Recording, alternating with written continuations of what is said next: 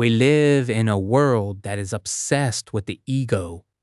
Every single day, we are bombarded with messages telling us to promote ourselves, to show off our achievements, and to constantly seek validation from people we don't even know.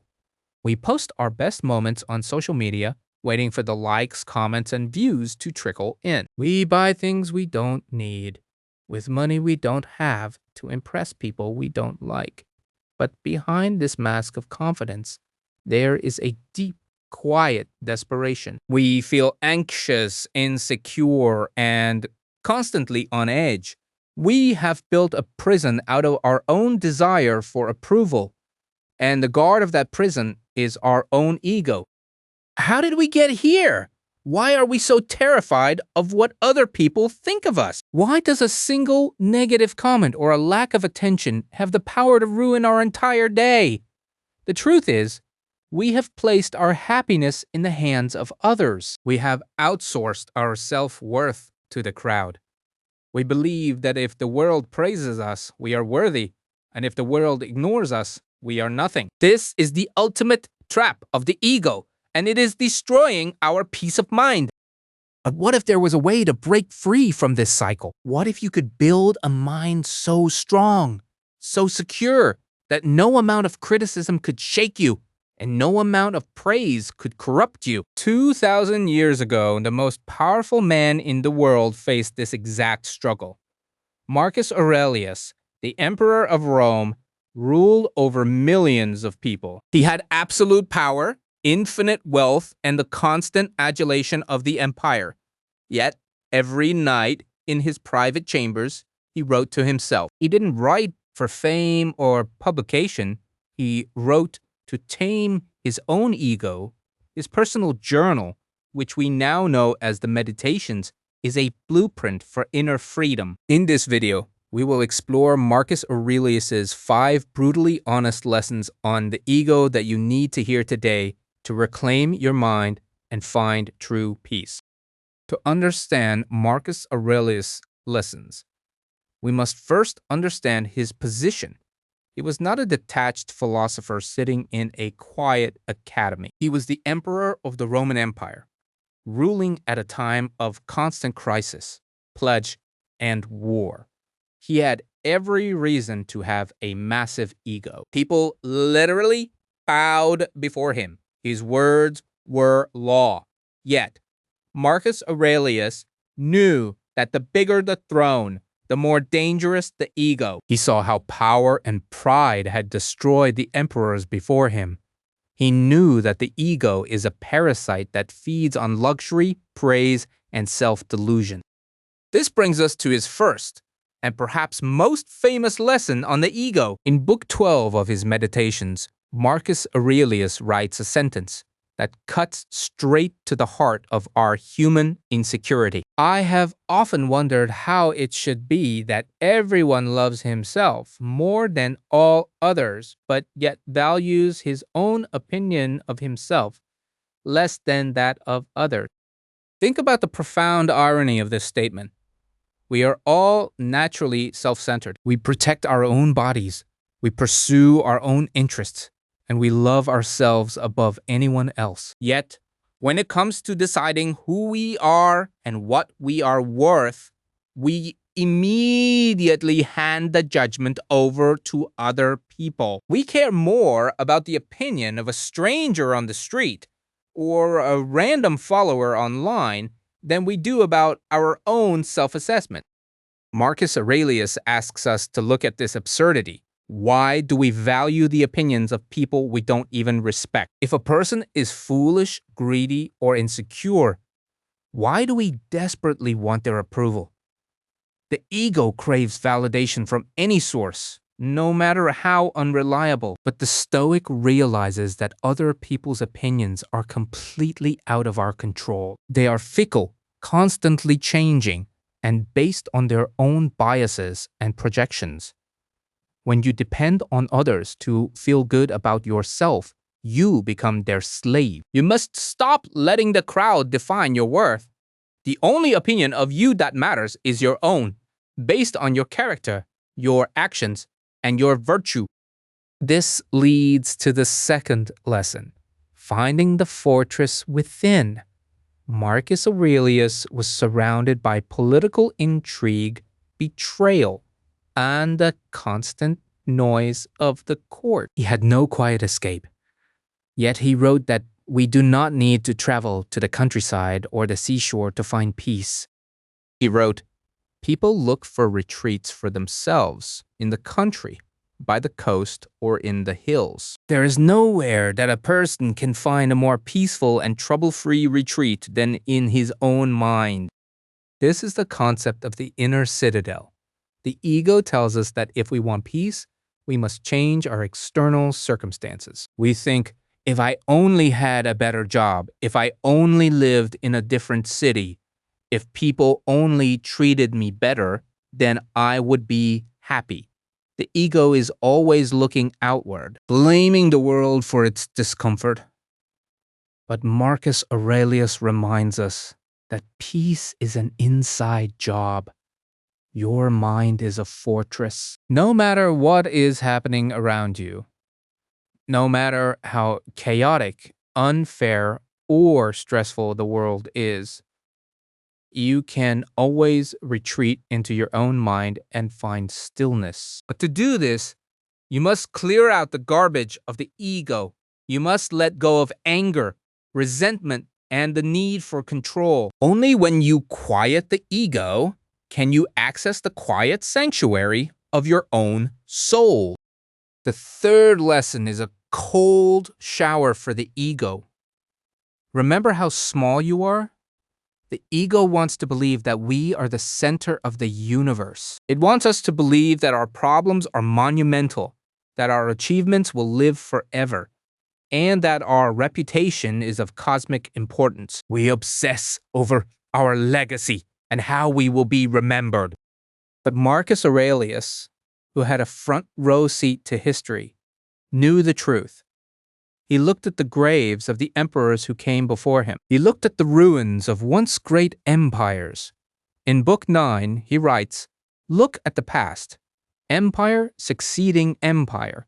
From the past, you can foresee the future too, for it will be of the same form, and it is impossible to deviate from the rhythm of things. Hence, it is much the same to view human life for 40 years as for 10,000. For what more will you see? He constantly practiced memento mori, the meditation on mortality. He reminded himself that the people who praise us today will be dead tomorrow. The things we fight over will be forgotten. In the grand timeline of the universe, our lives are just a blink of an eye, a tiny drop in a vast ocean. When you realize how temporary and insignificant your ego's desires are, you stop taking yourself so seriously. You stop stressing over minor insults. You stop chasing the illusion of eternal fame. You find freedom in your own smallness. The fourth lesson is about the power of your own judgment. The ego is highly sensitive. It is constantly looking for reasons to feel offended, victimized, or hurt. When someone criticizes us, the ego immediately screams, "This is terrible. I am being attacked." But Marcus Aurelius presents a powerful Stoic tool to dismantle this reaction. In Book 8, he writes, "If you are distressed by anything external, the pain is not due to the thing itself, but to your estimate of it. And this you have the power to revoke at any moment." Let that sink in. The external event, the insult, the failure, the difficult situation, has no power to hurt your soul. It is just an event. It is your mind's interpretation of the event that causes the suffering. The ego adds a layer of narrative to reality. It says, "This person insulted me. Therefore, I am disrespected. Therefore, I must fight back." But the Stoic strips away the narrative. You can choose to look at the insult and say, These are just words. They say more about the person speaking them than they do about me. You have the absolute power to revoke your judgment. If you decide that you have not been harmed, then the harm vanishes. The ego loses its grip on you when you realize that you are the author of your own distress. The fifth and final lesson is perhaps the most practical for daily life. Do not expect gratitude.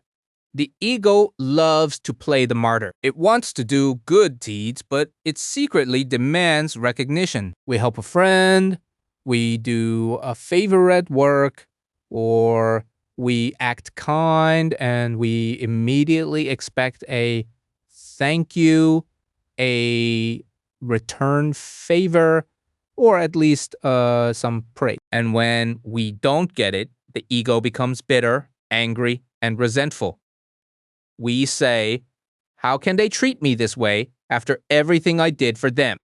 Marcus Aurelius began every single day by preparing himself for the ego-driven behavior of others. In his famous morning meditation in Book 2, he wrote, "When you wake up in the morning, tell yourself, the people I deal with today will be meddling, ungrateful, arrogant, dishonest, jealous, and surly.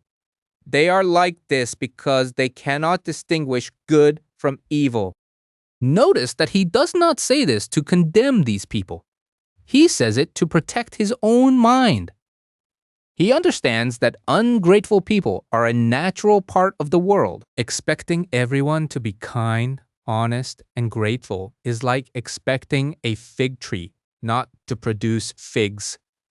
It is a foolish delusion of the ego. When you do a good deed, do it because it is the right thing to do, not because you want a reward. Let the act of virtue be its own reward. When you expect nothing from others, you can never be disappointed. You can remain kind and generous, even in a world full of ingratitude. Now, let us bring these lessons into the modern world. How do we apply Marcus Aurelius' philosophy to our daily lives? It starts with small, conscious choices. The next time you feel the urge to check your phone for notifications, pause. Ask yourself, am I seeking validation from the crowd? Why do I need their approval? The next time someone insults you or cuts you off in traffic, do not let your ego react.